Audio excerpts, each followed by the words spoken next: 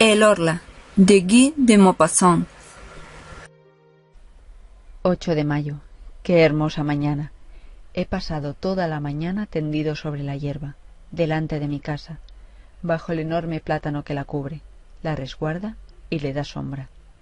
Adoro esta región, y me gusta vivir aquí, porque he echado raíces aquí. Esas raíces profundas y delicadas que unen al hombre con la tierra donde nacieron y murieron sus abuelos.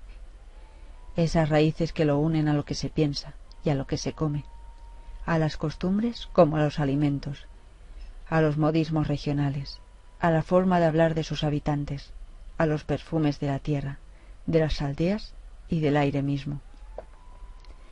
Adoro la casa donde he crecido. Desde mis ventanas veo el Sena, que corre detrás del camino, a lo largo de mi jardín, casi dentro de mi casa, el grande y ancho Sena, cubierto de barcos, en el tramo entre Rouen y el Èvre. A lo lejos y a la izquierda está Rouen, la vasta ciudad de techos azules, con sus numerosas y agudas torres góticas, delicadas o macizas, dominadas por la flecha de hierro de su catedral, y pobladas de campanas que tañen en el aire azul de las mañanas hermosas, enviándome su suave y lejano murmullo de hierro, su canto de bronce, que me llega con mayor o menor intensidad, según que la brisa aumente o disminuya. Qué hermosa mañana. A eso de las 11 pasó frente a mi ventana un largo convoy de navíos arrastrados por un remolcador grande como una mosca, que jadeaba de fatiga, lanzando por su chimenea un humo espeso. Después pasaron 2 goletas inglesas, cuyas rojas banderas flameaban sobre el fondo del cielo, y un soberbio bergantín brasileño, blanco y admirablemente limpio y reluciente. Saludé su paso sin saber por qué, pues sentí placer al contemplarlo. 11 de mayo. Tengo algo de fiebre desde hace algunos días. Me siento dolorido, o más bien triste. ¿De dónde vienen esas misteriosas influencias que transforman nuestro bienestar en desaliento y nuestra confianza en angustia? Diríase que el aire invisible, está poblado de lo desconocido, de poderes cuya misteriosa proximidad experimentamos. Porque al despertarme siento una gran alegría y ganas de cantar, y luego, sorpresivamente, después de dar un corto paseo por la costa, regreso desolado, como si me esperase una desgracia en mi casa. Tal vez una ráfaga fría al rozarme la piel me ha alterado los nervios y ensombrecido el alma. ¿Acaso la forma de las nubes o el color tan variable del día, o de las cosas que me han perturbado el pensamiento al pasar por mis ojos? ¿Quién puede saberlo? Todo lo que nos rodea, lo que vemos sin mirar, lo que rozamos inconscientemente, lo que tocamos sin palpar y lo que encontramos sin reparar en ello, tiene efectos rápidos, sorprendentes e inexplicables sobre nosotros, sobre nuestros órganos y, por consiguiente, sobre nuestros pensamientos y nuestro corazón. Cuán profundo es el misterioso de lo invisible. No podemos explorarlo con nuestros mediocres sentidos, con nuestros ojos que no pueden percibir lo muy grande ni lo muy pequeño, lo muy próximo ni lo muy lejano, los habitantes de una estrella ni los de una gota de agua, con nuestros oídos que nos engañan, transformando las vibraciones del aire en ondas sonoras, como si fueran hadas que convierten milagrosamente en sonido ese movimiento, y que mediante esa metamorfosis hacen surgir la música que transforman en canto la muda agitación de la naturaleza. Con nuestro olfato, más débil que el del perro, con nuestro sentido del gusto, que apenas puede distinguir la edad de un vino. Cuántas cosas descubriríamos a nuestro alrededor si tuviéramos otros órganos que realizaran para nosotros otros milagros. 16 de mayo. Decididamente estoy enfermo. Y pensar que estaba tan bien el mes pasado. Tengo fiebre, una fiebre atroz, o mejor dicho, una nerviosidad febril que afecta por igual el alma y el cuerpo. Tengo continuamente la angustiosa sensación de un peligro que me amenaza, la aprensión de una desgracia inminente, o de la muerte que se aproxima, el presentimiento suscitado por el comienzo de un mal aún desconocido que germina en la carne y en la sangre. 18 de mayo. Acabo de consultar al médico, pues ya no podía dormir. Me he encontrado el pulso acelerado, los ojos inflamados y los nervios alterados, pero ningún síntoma alarmante. Debo darme duchas y tomar bromuro de potasio. 25 de mayo. No siento ninguna mejoría. Mi estado es realmente extraño. Cuando se aproxima la noche, me invade una inexplicable inquietud, como si la noche ocultase una terrible amenaza para mí. Ceno rápidamente, y luego trato de leer, pero no comprendo las palabras y apenas distingo las letras. Camino entonces de un extremo a otro de la sala, sintiendo la opresión de un temor confuso e irresistible, el temor de dormir y el temor de la cama. A las 10 subo a la habitación.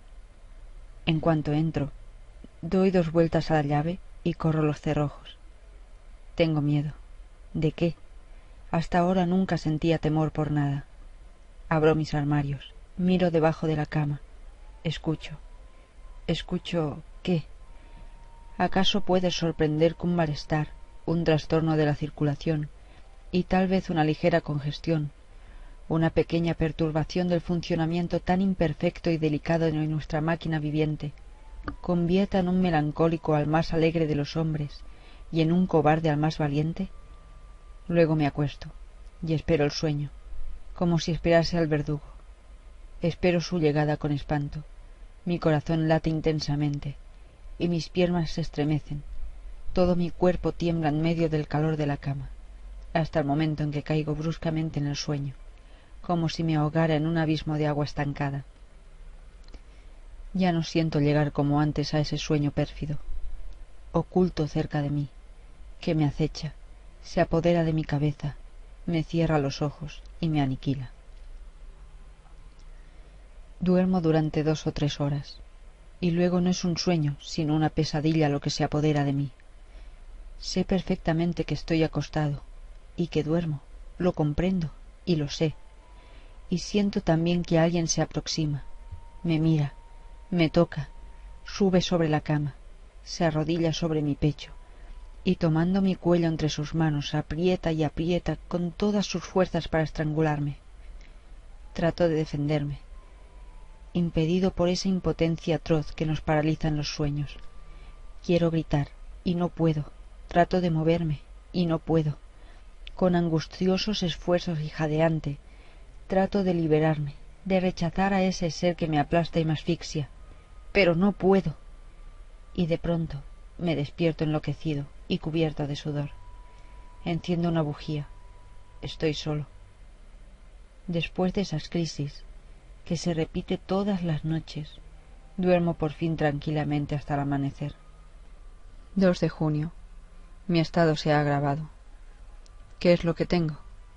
El bromuro y las luchas que no me producen ningún efecto.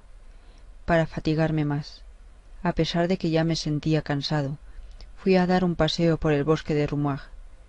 En un principio me pareció que el aire suave, ligero y fresco, lleno de aromas de hierbas y hojas, vertía una sangre nueva en mis venas y nuevas energías en mi corazón. Caminé por una gran avenida de caza y después por una estrecha alameda, entre 2 filas de árboles desmesuradamente altos que formaban un techo verde y espeso, casi negro, entre el cielo y yo. De pronto sentí un estremecimiento, no de frío, sino un extraño temblor angustioso.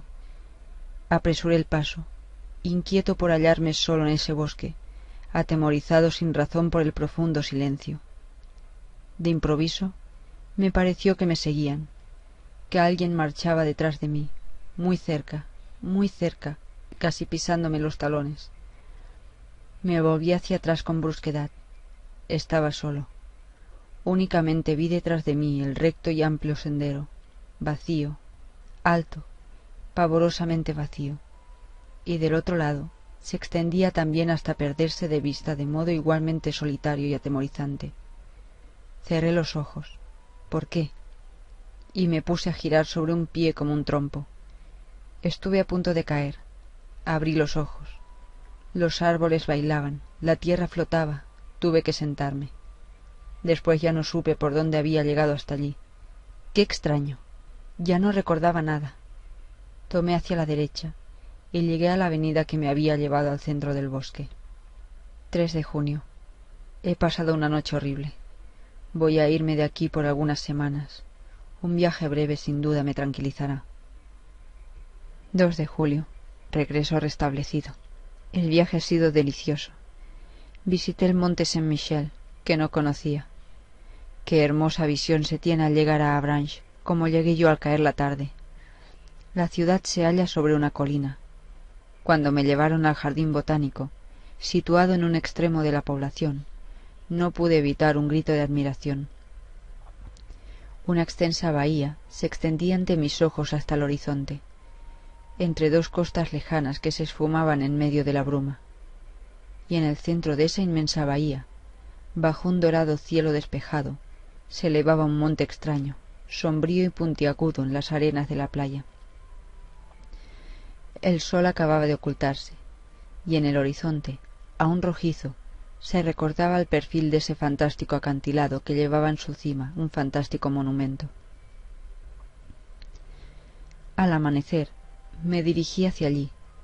El mar estaba bajo, como la tarde anterior, y a medida que me acercaba, veía elevarse gradualmente a la sorprendente abadía. Luego de varias horas de marcha, llegué al enorme bloque de piedra en cuya cima se hallaba la pequeña población dominada por la gran iglesia. Después de subir por la calle estrecha y empinada, penetré en la más admirable morada gótica construida por Dios en la tierra.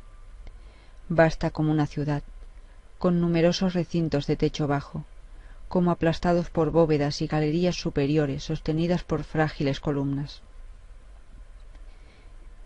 Entré en esa gigantesca joya de granito, ligera como un encaje, cubierta de torres, de esbeltos torreones, a los cuales se sube por intrincadas escaleras, que destacan en el cielo azul del día y negro de la noche sus extrañas cúpulas erizadas de quimeras, diablos, animales fantásticos y flores monstruosas, unidas entre sí por finos arcos labrados.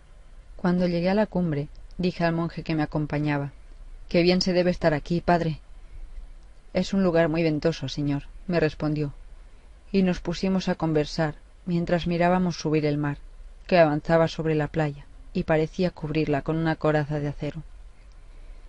El monje me refirió historias, todas las viejas historias del lugar, leyendas, muchas leyendas. Una de ellas me impresionó mucho. Los nacidos en el monte aseguran que de noche se oyen voces en la playa, y después se perciben los balidos de 2 cabras, una de voz fuerte y la otra de voz débil. Los incrédulos afirman que son los graznidos de las aves marinas que se asemejan a balidos o a quejas humanas.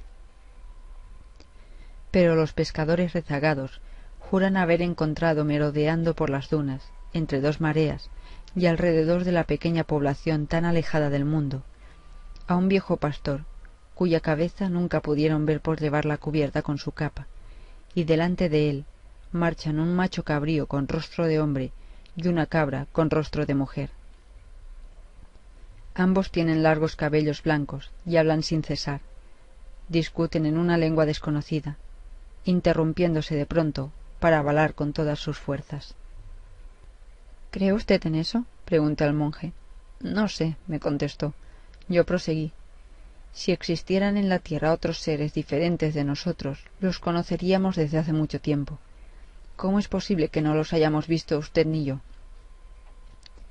¿Acaso vemos, me respondió, la 100.000ª parte de lo que existe?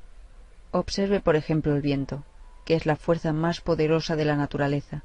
El viento, que derriba hombres y edificios, que arranca de cuajo los árboles y levanta montañas de agua en el mar, que destruye los acantilados y que arroja contra ellos a las grandes naves. El viento que mata, silba, gime y ruge. ¿Acaso lo ha visto alguna vez? ¿Acaso lo puede ver? Y sin embargo existe. Ante este sencillo razonamiento, opté por callarme. Este hombre podía ser un sabio o tal vez un tonto. No podía afirmarlo con certeza, pero me llamé a silencio. Con mucha frecuencia, Había pensado en lo que me dijo. 3 de julio. Dormí mal. Evidentemente hay una influencia febril, pues mi cochero sufre del mismo mal que yo. Ayer, al regresar, observé su extraña palidez. Le pregunté: ¿qué tienes, Jean? Ya no puedo descansar. Mis noches desgastan mis días. Desde la partida del señor, parece que padezco una especie de hechizo.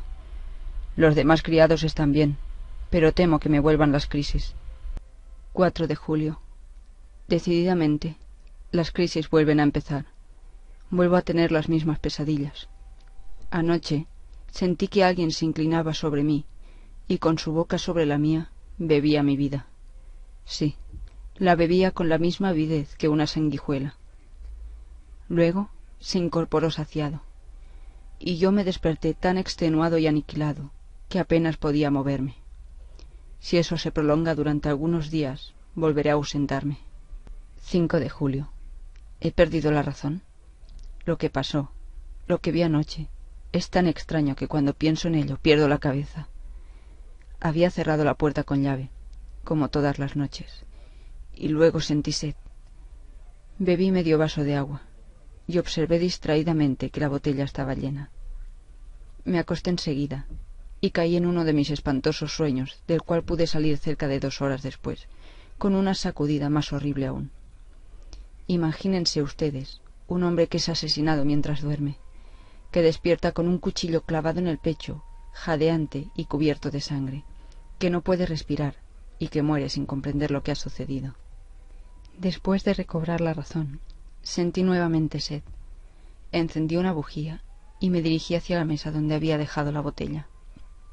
La levanté inclinándola sobre el vaso, pero no había una gota de agua.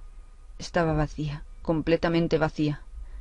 Al principio no comprendí nada, pero de pronto sentí una emoción tan atroz que tuve que sentarme, o, mejor dicho, me desplomé sobre una silla.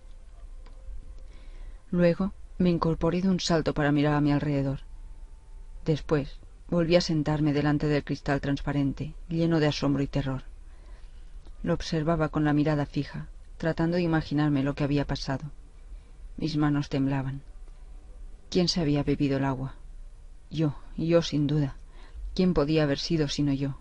Entonces yo era sonámbulo, y vivía sin saberlo esa doble vida misteriosa que nos hace pensar que hay en nosotros 2 seres, o que a veces un ser extraño, desconocido e invisible, anima, mientras dormimos, nuestro cuerpo cautivo que le obedece como a nosotros y más que a nosotros. Ah, ¿quién podrá comprender mi abominable angustia? ¿Quién podrá comprender la emoción de un hombre mentalmente sano, perfectamente despierto y en uso de razón, al contemplar espantado una botella que se ha vaciado mientras dormía? Y así permanecí hasta el amanecer, sin atreverme a volver a la cama. 6 de julio. Pierdo la razón. Anoche también bebieron el agua de la botella. O tal vez la bebí yo. 10 de julio. Acabo de hacer sorprendentes comprobaciones. Decididamente estoy loco. Y sin embargo, el 6 de julio, antes de acostarme, puse sobre la mesa vino, leche, agua, pan y fresas. Han bebido, o he bebido, toda el agua y un poco de leche. No han tocado el vino, ni el pan ni las fresas. El 7 de julio he repetido la prueba con idénticos resultados. El 8 de julio suprimí el agua y la leche y no han tocado nada.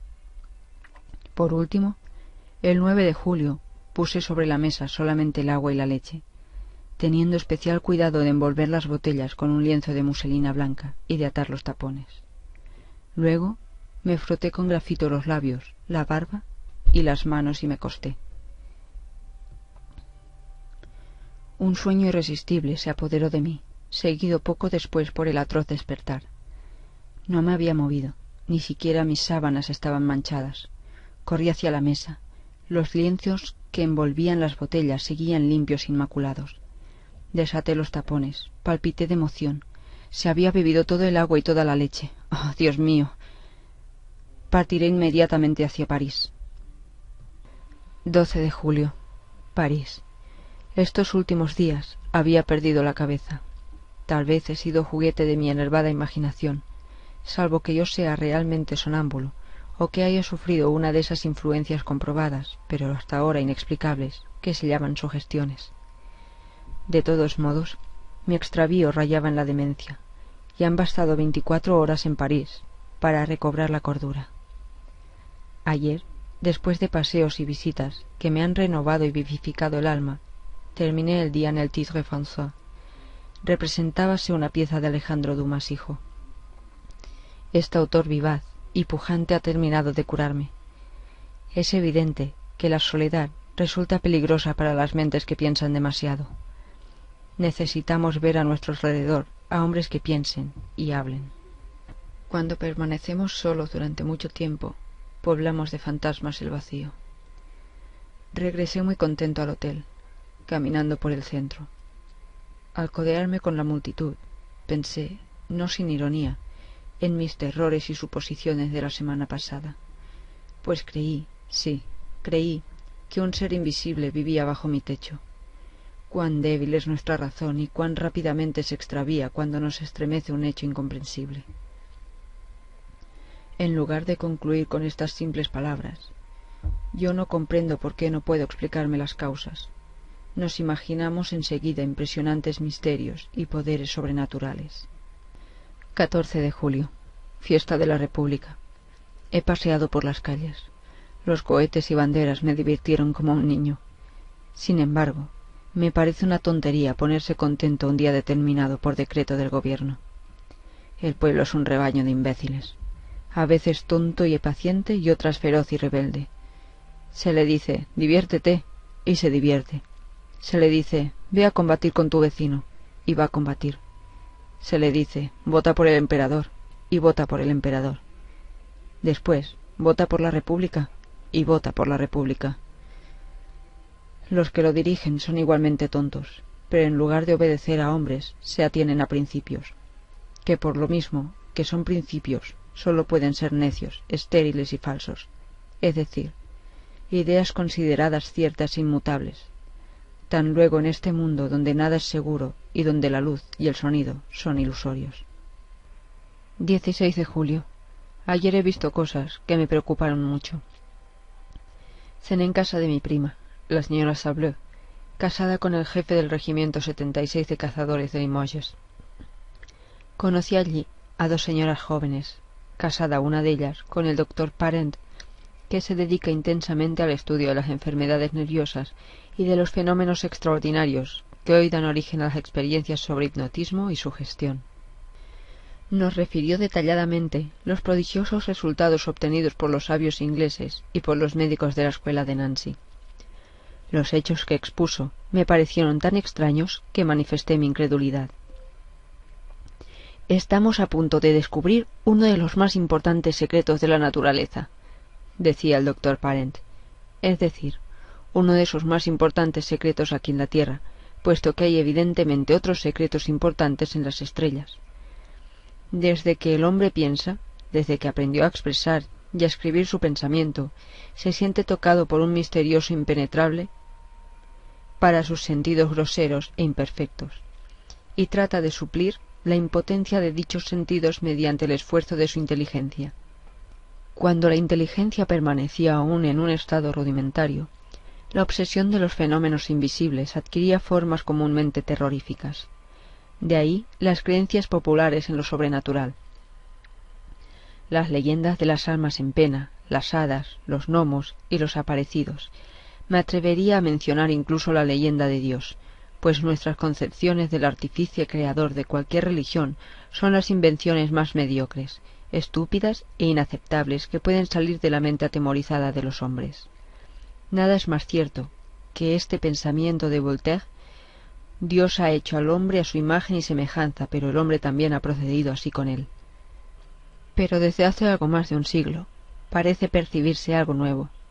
Mesmer y algunos otros nos señalan un nuevo camino y, efectivamente, sobre todo desde hace 4 o 5 años, se han obtenido sorprendentes resultados. Mi prima, también muy incrédula, sonreía.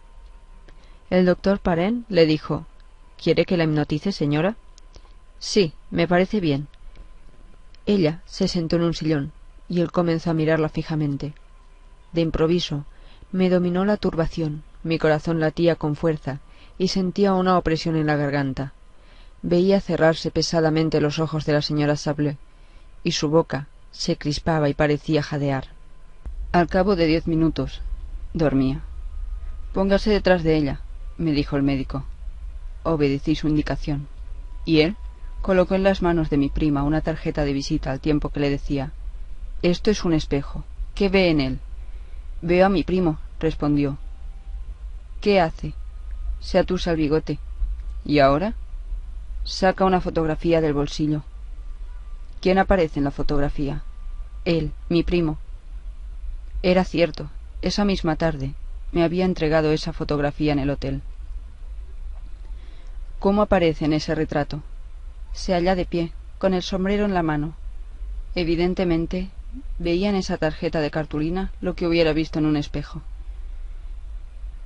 Las damas decían espantadas: «Basta, basta, por favor». Pero el médico ordenó: «Usted se levantará mañana a las 8. Luego irá a ver a su primo al hotel donde se aloja, y le pedirá que le preste los 5000 francos que le pide su esposo y que le reclamará cuando regrese de su próximo viaje». Luego la despertó. Mientras regresaba al hotel, pensé en esa curiosa sesión y me asaltaron dudas. No sobre la insospechable, la total buena fe de mi prima, a quien conocía desde la infancia como a una hermana, sino sobre la seriedad del médico. ¿No escondería en su mano un espejo que mostraba a la joven dormida, al mismo tiempo que la tarjeta? Los prestidigitadores profesionales hacen cosas semejantes. No bien regresé, me acosté. Pero a las 8:30 de la mañana me despertó mi sirviente y me dijo: «La señora Sablé quiere hablar inmediatamente con el señor». Me vestí deprisa y la hice pasar. Sentóse muy turbada y me dijo sin levantar la mirada ni quitarse el velo: «Querido primo, tengo que pedirle un gran favor». «¿De qué se trata, prima?» «Me cuesta mucho decirlo, pero no tengo más remedio. Necesito urgentemente 5000 francos». «¿Pero cómo?» «¿Tan luego usted?» «Sí, yo, o mejor dicho, mi esposo, que me ha encargado conseguirlos». Me quedé tan asombrado que apenas podía balbucear mis respuestas. Pensaba que ella y el doctor Paren se estaban burlando de mí, y que eso podía ser una mera farsa preparada de antemano y representada a la perfección. Pero todas mis dudas se disiparon cuando la observé con atención. Temblaba de angustia. Evidentemente, esta gestión le resultaba muy penosa, y advertí que apenas podía reprimir el llanto. Sabía que era muy rica y le dije: «¿Cómo es posible que su esposo no disponga de 5000 francos? Reflexione. ¿Está segura de que le ha encargado pedírmelo a mí?» Vaciló durante algunos segundos, como si le costara mucho recordar, y luego respondió: «Sí, estoy segura». «¿Le ha escrito?» Vaciló otra vez y volvió a pensar. Advertí el penoso esfuerzo de su mente. No sabía. Solo recordaba que debía pedirme ese préstamo para su esposo. Por consiguiente, se decidió a mentir. «Sí, me escribió». «¿Cuándo?» «Ayer no me dijo nada». «Recibí su carta esta mañana». «¿Puede enseñármela?» No, contenía cosas íntimas, demasiado personales, y la he quemado». «Así que su marido tiene deudas». Vaciló una vez más y luego murmuró: «No lo sé». Bruscamente le dije: «Pero en este momento, querida prima, no dispongo de 5000 francos». Dio una especie de grito de desesperación. «Ay, por favor, se lo ruego, trate de conseguirlos». Exaltada, unía sus manos como si se tratara de un ruego. Su voz cambió de tono. Lloraba murmurando cosas ininteligibles, molesta y dominada por la orden irresistible que había recibido. «Ay, le suplico, si supiera cómo sufro, los necesito para hoy». Sentí piedad por ella. «Los tendrá de cualquier manera, se lo prometo». «Oh, gracias, gracias. Qué bondadoso es usted». «¿Recuerda lo que pasó anoche en su casa?» Le pregunté entonces. «Sí». «¿Recuerda que el doctor Paren la hipnotizó?» «Sí». Pues bien, Fue él quien le ordenó venir esta mañana a pedirme 5.000 francos, y en este momento usted obedece a su sugestión. Reflexionó durante algunos instantes, y luego respondió: «Pero es mi esposo quien me los pide». Durante una hora traté infructuosamente de convencerla. Cuando se fue, corrí a casa del doctor Paren. Me dijo: «¿Se ha convencido ahora?» «Sí, no hay más remedio que creer. Vamos a ver a su prima». Cuando llegamos, dormitaba en un sofá, rendida por el cansancio. El médico le tomó el pulso, la miró durante algún tiempo con una mano extendida hacia sus ojos, que la joven cerró debido al influjo irresistible del poder magnético. Cuando se durmió, el doctor Paren le dijo: «Su esposo no necesita los 5.000 francos, por lo tanto, usted debe olvidar que ha rogado a su primo para que se los preste, y si le habla de eso, usted no comprenderá». Luego le despertó. Entonces saqué mi billetera. «Aquí tiene, querida prima, lo que me pidió esta mañana». Se mostró tan sorprendida que no me atreví a insistir. Traté, sin embargo, de refrescar su memoria, pero negó todo enfáticamente, creyendo que me burlaba, y poco faltó para que se enojase. Acabo de regresar. La experiencia me ha impresionado tanto que no he podido almorzar. 19 de julio. Muchas personas a quienes he referido esta aventura se han reído de mí. Ya no sé qué pensar. El sabio dijo: quizá. 21 de julio. Cené en Bougival y después estuve en el baile de los remeros. Decididamente, todo depende del lugar y del medio. Creer en lo sobrenatural en la isla de la Grenouillère sería el colmo del desatino. Pero, ¿no es así en la cima del monte Saint-Michel y en la India? Sufrimos la influencia de lo que nos rodea. Regresaré a casa la semana próxima. 30 de julio. Ayer he regresado a casa. Todo está bien. 2 de agosto. No hay novedades. Hace un tiempo espléndido. Paso los días mirando correr el Sena. 4 de agosto. Hay problemas entre mis criados. Aseguran que alguien rompe los vasos en los armarios por la noche. El sirviente acusa a la cocinera y ésta a la lavandera, quien a su vez acusa a los dos primeros. ¿Quién es el culpable? El tiempo lo dirá. 6 de agosto. Esta vez no estoy loco. Lo he visto, lo he visto. Ya no tengo la menor duda. Lo he visto. Aún siento frío hasta en las uñas. El miedo me penetra hasta la médula. Lo he visto. A las 2 de la tarde me paseaba a pleno sol por mi rosedal. Caminaba por el sendero de rosales de otoño que comienzan a florecer. Me detuve a observar un hermoso ejemplar de Jean des Batalles, que tenía 3 flores magníficas. Y vi entonces, con toda claridad, cerca de mí, que el tallo de una de las rosas se doblaba como movido por una mano invisible. Luego vi que se quebraba como si la misma mano lo cortase. Luego la flor se elevó, siguiendo la curva que habría descrito un brazo al llevarla hacia una boca, y permaneció suspendida en el aire transparente, muy sola e inmóvil, como una pavorosa mancha a 3 pasos de mí. Azorado, me arrojé sobre ella para tomarla, pero no pude hacerlo. Había desaparecido. Sentí entonces rabia contra mí mismo, pues no es posible que una persona razonable tenga semejantes alucinaciones. Pero, ¿tratábase realmente de una alucinación? Volví hacia el rosal para buscar el tallo cortado, e inmediatamente lo encontré, recién cortado, entre las 2 rosas que permanecían en la rama. Regresé entonces a casa con la mente alterada. En efecto, ahora estoy convencido, seguro como de la alternancia de los días y las noches, de que existe cerca de mí un ser invisible, que se alimenta de leche y agua, que puede tocar las cosas, tomarlas y cambiarlas de lugar, dotado, por consiguiente, de un cuerpo material, aunque imperceptiblemente para nuestros sentidos, y que habita en mi casa como yo. 7 de agosto. Dormí tranquilamente. Se ha bebido el agua de la botella, pero no perturbó mi sueño. Me pregunto si estoy loco. Cuando a veces me paseo a pleno sol, a lo largo de la costa, he dudado de mi razón. No son ya dudas inciertas, como las que he tenido hasta ahora, sino dudas precisas, absolutas. He visto locos, He conocido a algunos que seguían siendo inteligentes, lúcidos y sagaces en todas las cosas de la vida, menos en un punto. Hablaban de todo con claridad, facilidad y profundidad, pero de pronto su pensamiento chocaba contra el escollo de la locura y se hacía pedazos.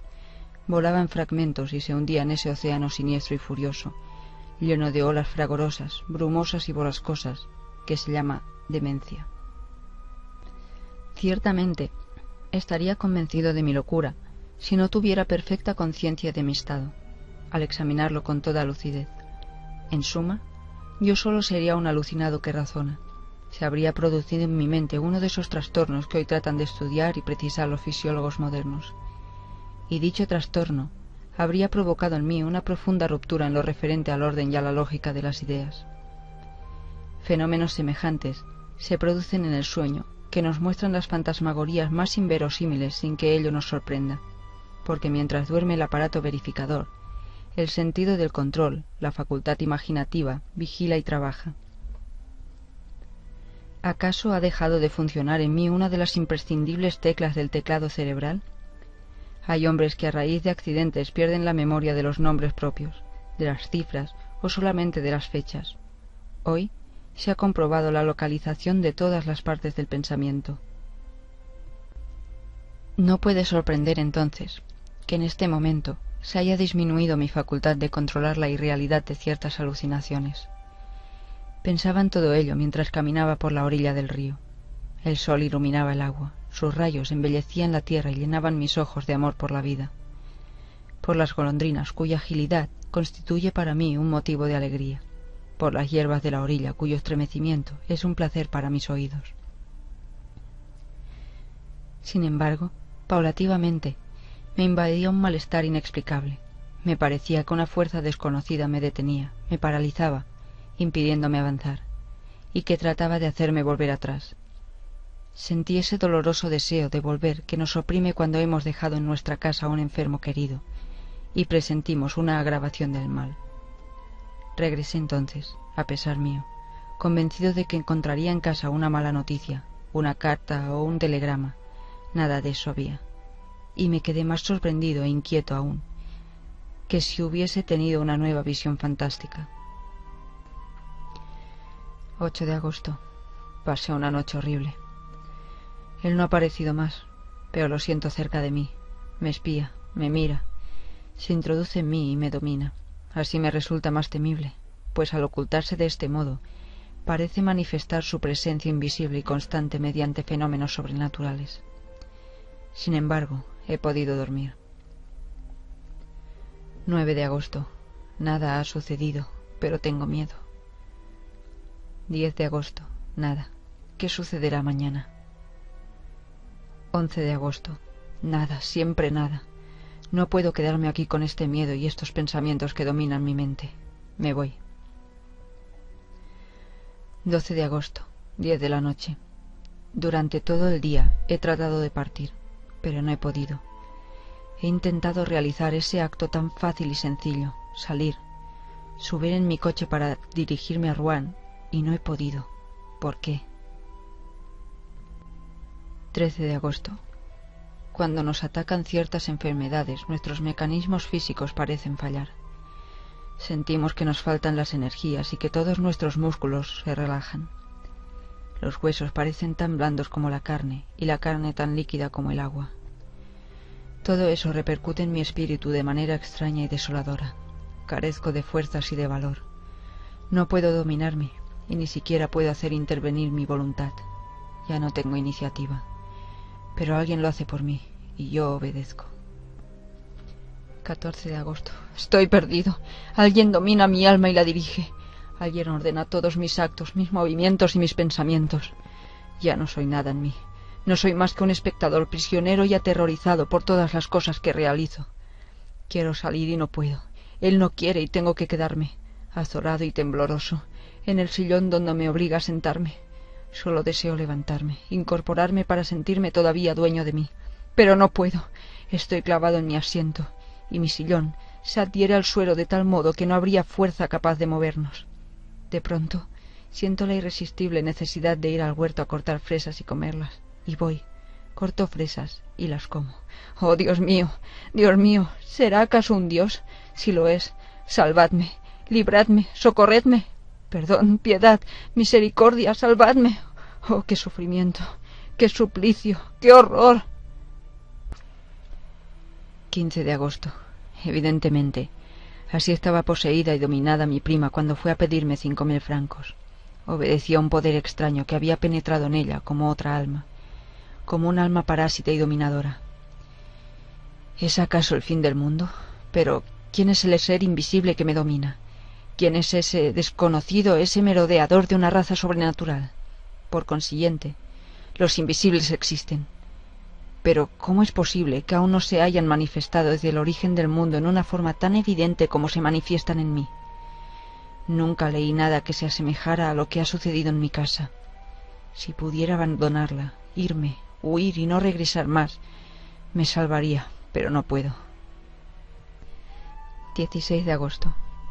Hoy pude escapar durante 2 horas, con un preso que encuentra casualmente abierta la puerta de su calabozo.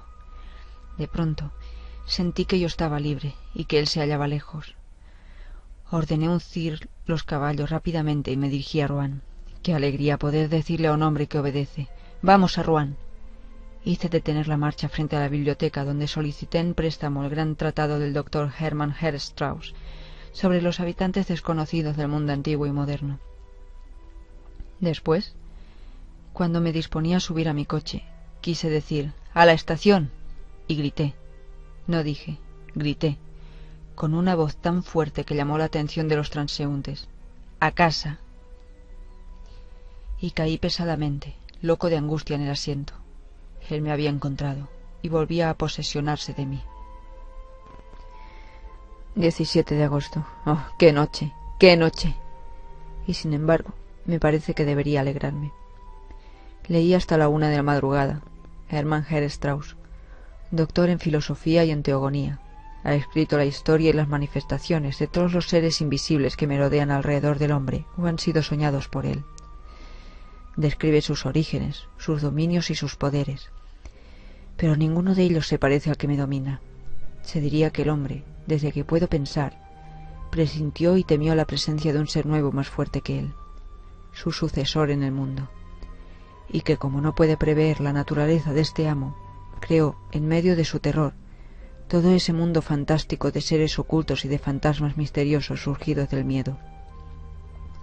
Después de leer hasta la 1 de la madrugada, me senté junto a mi ventana abierta para refrescarme la cabeza y el pensamiento con la apacible brisa de la noche. Era una noche hermosa y tibia, que en otra ocasión me hubiera gustado mucho. No había luna. Las estrellas brillaban en las profundidades del cielo con estremecedores destellos. ¿Quién vive en aquellos mundos? ¿Qué formas, qué seres vivientes, animales o plantas existirán allí?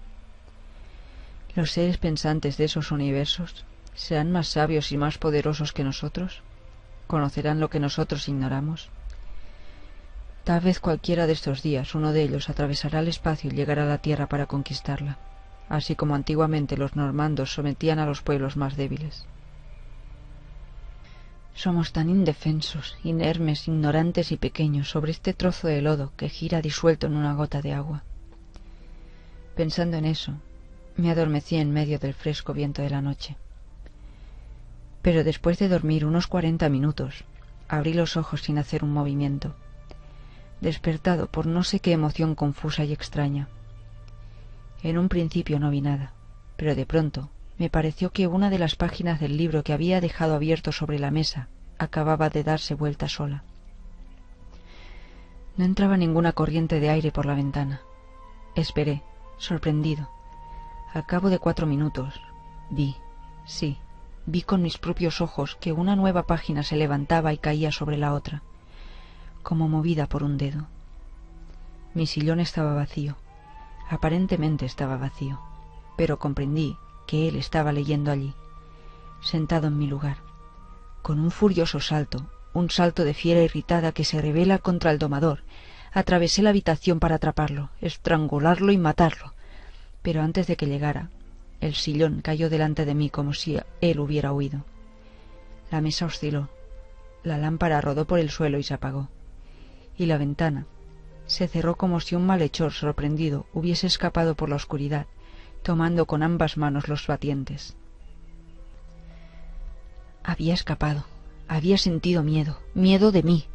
Entonces, mañana, pasado mañana o cualquiera de estos, podré tenerlo bajo mis puños y aplastarlo contra el suelo. ¿Acaso a veces los perros no muerden y degüellan a sus amos? 18 de agosto. He pensado durante todo el día. Sí, voy a obedecerle. Seguiré sus impulsos, cumpliré sus deseos, seré humilde, sumiso y cobarde. Él es más fuerte, hasta que llegue el momento. 19 de agosto. Ya sé todo. Acabo de leer lo que sigue en la revista del Mundo Científico. Nos llega una noticia muy curiosa de Río de Janeiro. Una epidemia de locura, comparable a las demencias contagiosas que asolaron a los pueblos europeos en la Edad Media. Se ha producido en el estado de San Pablo. Los habitantes despavoridos abandonan sus casas y huyen de los pueblos. Dejan sus cultivos, creyéndose poseídos y dominados como un rebaño humano, por seres invisibles aunque tangibles, por especies de vampiros que se alimentan de sus vidas mientras los habitantes duermen, y que además beben agua y leche sin apetecerles aparentemente ningún otro alimento.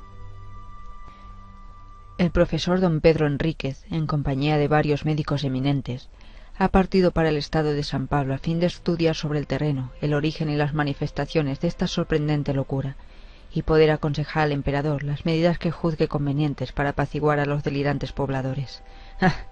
Ahora recuerdo el hermoso bergantín brasileño que pasó frente a mis ventanas remontando el Sena el 8 de mayo último. Me pareció tan hermoso, blanco y alegre. Allí estaba él, que venía de lejos, del lugar de donde es originario su raza, y me vio también mi blanca vivienda, y saltó del navío a la costa. ¡Oh, Dios mío! Ahora, ya lo sé, y lo presiento. El reinado del hombre ha terminado. Ha venido aquel que inspiró los primeros terrores de los pueblos primitivos, aquel que exorcizaban los sacerdotes inquietos y que invocaban los brujos en las noches oscuras, aunque sin verlo todavía. Aquel a quien los presentimientos de los transitorios dueños del mundo adjudicaban formas monstruosas o graciosas de gnomos, espíritus, genios, hadas y duendes. Después de las groseras concepciones del espanto primitivo, hombres más perspicaces han presentido con mayor claridad. Mesmer lo sospechaba, y hace ya 10 años que los médicos han descubierto la naturaleza de su poder de manera precisa, antes de que él mismo pudiera ejercerlo. Han jugado con el arma del nuevo señor, con una facultad misteriosa sobre el alma humana. La han denominado magnetismo, hipnotismo, sugestión, qué sé yo. Los he visto divertirse como niños imprudentes con este terrible poder. Desgraciados de nosotros, desgraciados del hombre. Ha llegado él. Él. ¿Cómo se llama? Él. Parece que me gritara su nombre y no lo oyese. Él. Sí, grita. Escucho. ¿Cómo? Repite. Él. Orla. He oído... el Orla. Es él. El Orla. Ha llegado.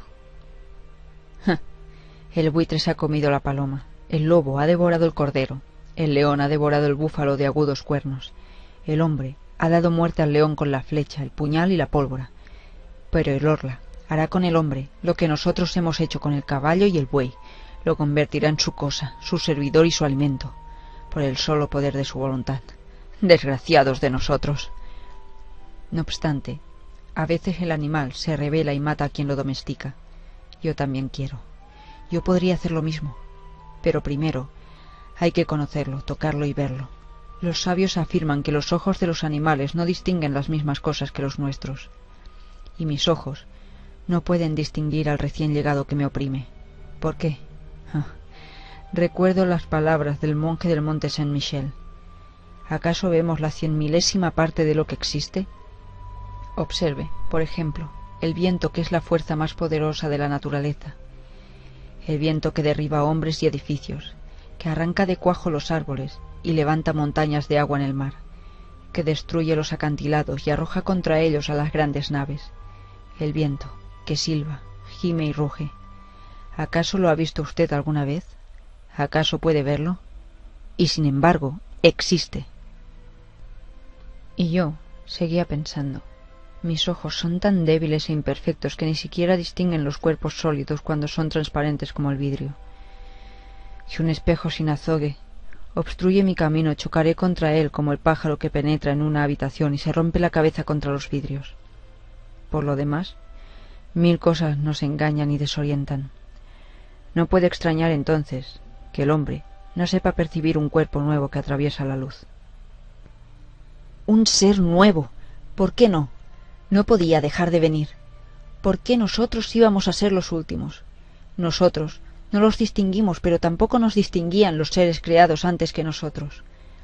Ello se explica porque su naturaleza es más perfecta, más elaborada y mejor terminada que la nuestra, tan endeble y torpemente concebida, trabada por órganos siempre fatigados, siempre forzados como mecanismos demasiado complejos, que vive como una planta o come como un animal, nutriéndose penosamente de aire, hierba y carne, máquina animal acosada por las enfermedades, las deformaciones y las putrefacciones, que respira con dificultad, imperfecta, primitiva y extraña, ingeniosamente mal hecha, obra grosera y delicada, bosquejo del ser que podría convertirse en inteligente y poderoso. Existen muchas especies en este mundo, desde la ostra al hombre. ¿Por qué no podría aparecer una más, después de cumplirse el período que separa las sucesivas apariciones de las diversas especies? ¿Por qué no puede aparecer una más? ¿Por qué no pueden surgir también nuevas especies de árboles de flores gigantescas y resplandecientes que perfumen regiones enteras? ¿Por qué no pueden aparecer otros elementos que no sean el fuego, el aire, la tierra y el agua? Solo son 4, nada más que 4 esos padres que alimentan a los seres. ¡Qué lástima! ¿Por qué no serán 40, 400 o 4000? Todo es pobre, mezquino y miserable. Todo se ha dado con avaricia, se ha inventado secamente y se ha hecho con torpeza. ¡Ah! ¡Cuánta gracia hay en el elefante y el hipopótamo! ¡Qué elegante es el camello! Se podría decir que la mariposa es una flor que vuela. Yo sueño con una que sería tan grande como 100 universos, con alas cuya forma, belleza, color y movimiento ni siquiera puedo describir. Pero lo veo. Va de estrella a estrella, refrescándolas y perfumándolas con el soplo armonioso y ligero de su vuelo. Y los pueblos que allí habitan la miran pasar, extasiados y maravillados. ¿Qué es lo que tengo? Es el orla que me hechiza, que me hace pensar esas locuras. Está en mí. Se convierte en mi alma. ¡Lo mataré! 19 de agosto. Lo mataré. Lo he visto. Anoche yo estaba sentado a la mesa y simulé escribir con gran atención. Sabía perfectamente que vendría a rondar a mi alrededor, muy cerca, tan cerca que tal vez podría tocarlo y asirlo. ¿Y entonces? Entonces tendría la fuerza de los desesperados, dispondría de mis manos, mis rodillas, mi pecho, mi frente y mis dientes para estrangularlo, aplastarlo y morderlo y despedazarlo. Yo acechaba con todos mis sentidos sobreexcitados. Había encendido las 2 lámparas y las 8 bujías de la chimenea como si fuese posible distinguirlo con esa luz. Frente a mí está mi cama, una vieja cama de roble. A la derecha, la chimenea. A la izquierda, la puerta cerrada cuidadosamente, después de dejarla abierta durante largo rato a fin de atraerlo. Detrás de mí, un gran armario con espejos que todos los días me servía para afeitarme y vestirme, y donde acostumbraba a mirarme de pies a cabeza cuando pasaba frente a él. Como dije antes, simulaba escribir para engañarlo, pues él también me espiaba. De pronto, sentí, tuve la certeza de que leía por encima de mi hombro, de que estaba allí rozándome la oreja. Me levanté con las manos extendidas, girando con tal rapidez que estuve a punto de caer. Pues bien, se veía como si fuera pleno día, y sin embargo no me vi en el espejo.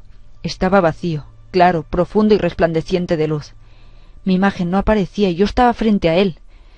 Veía aquel vidrio totalmente limpio de arriba abajo. Y lo miraba con ojos extraviados. No me atrevía a avanzar, y ya no tuve valor para hacer un movimiento más. Sentía que él estaba allí, pero que se me escaparía otra vez, con su cuerpo imperceptible que me impedía reflejarme en el espejo. ¡Cuánto miedo sentí! De pronto, mi imagen volvió a reflejarse, pero como si estuviese envuelta en la bruma, como si la observase a través de una capa de agua. Me parecía que esa agua se deslizaba lentamente de izquierda a derecha y que paulatinamente mi imagen adquiría mayor nitidez. Era como el final de un eclipse. Lo que la ocultaba no parecía tener contornos precisos. Era una especie de transparencia opaca que poco a poco se aclaraba. Por último, pude distinguirme completamente como todos los días. ¡Lo había visto! 20 de agosto. ¿Cómo podré matarlo si está fuera de mi alcance? Envenenándolo. Pero él me verá mezclar el veneno en el agua y tal vez nuestros venenos no tienen ningún efecto sobre un cuerpo imperceptible. No, decididamente no. Pero entonces... ¿qué haré entonces? Conservo el espanto que aún me hace estremecer. 21 de agosto. He llamado a un cerrajero de Rouen y le he encargado persianas metálicas como las que tienen algunas residencias particulares de París en la planta baja para evitar los robos. Me haré además una puerta similar. Me debe haber tomado por un cobarde, pero no importa.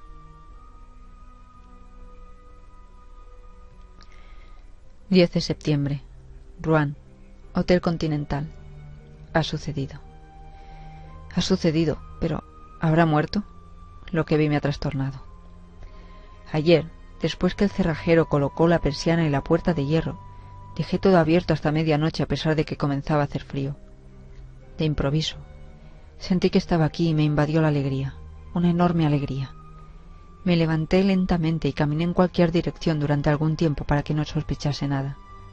Luego, me quité los botines y me puse distraídamente unas pantuflas. Cerré después la persiana metálica y regresé con paso tranquilo hasta la puerta, cerrándola también con 2 vueltas de llave. Regresé entonces hacia la ventana, la cerré con un candado y guardé la llave en el bolsillo. De pronto comprendí que se agitaba a mi alrededor, que él también sentía miedo y que me ordenaba que le abriera. Estuve a punto de ceder, pero no lo hice. Me acerqué a la puerta y la entreabrí lo suficiente como para poder pasar retrocediendo, y como soy muy alto mi cabeza llegaba hasta el dintel. Estaba seguro de que no había podido escapar, y allí lo acorralé solo, completamente solo. ¡Qué alegría! Había caído en mi poder. Entonces descendí corriendo a la planta baja, tomé las 2 lámparas que se hallaban en la sala situada debajo de mi habitación, y con el aceite que contenían rocié la alfombra, los muebles, todo. Luego les prendí fuego y me puse a salvo después de cerrar bien con 2 vueltas de llave la puerta de entrada. Me escondí en el fondo de mi jardín, tras un macizo de laureles. Qué larga me pareció la espera. Reinaba la más completa oscuridad, gran quietud y silencio. No soplaba la menor brisa. No había una sola estrella, nada más que montañas de nubes que, aunque no se veían, hacían sentir su gran peso sobre mi alma. Miraba mi casa y esperaba. Qué larga era la espera. Creía que el fuego ya se había extinguido por sí solo, o que él lo había extinguido, hasta que vi que una de las ventanas se hacía astillas debido a la presión del incendio, y una gran llamarada roja y amarilla, larga, flexible y acariciante, ascender por la pared blanca hasta rebasar el techo. Una luz se reflejó en los árboles, en las ramas y en las hojas, y también un estremecimiento de pánico. Los pájaros se despertaban, un perro comenzó a ladrar. Parecía que iba a amanecer. De inmediato estallaron otras ventanas, y pude ver que toda la planta baja de mi casa ya no era más que un espantoso brasero. Pero se oyó un grito en medio de la noche, un grito de mujer horrible, sobreagudo y desgarrador, al tiempo que se abrían las ventanas de 2 buhardillas. Me había olvidado de los criados, vi sus rostros enloquecidos y sus brazos que se agitaban.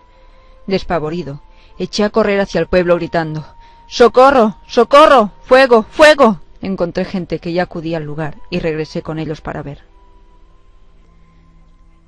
La casa ya solo era una hoguera horrible y magnífica, una gigantesca hoguera que iluminaba la tierra, una hoguera donde ardían los hombres, y él también, él, mi prisionero, el nuevo ser, el nuevo amo, el Orla.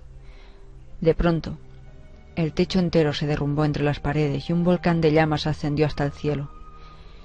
Veía esa masa de fuego por todas las ventanas abiertas hacia ese enorme horno, y pensaba que él estaría allí, muerto en ese horno. ¿Muerto? ¿Será posible? ¿Acaso su cuerpo, que la luz atravesaba, podía destruirse por los mismos medios que destruyen nuestros cuerpos? ¿Y si no hubiera muerto?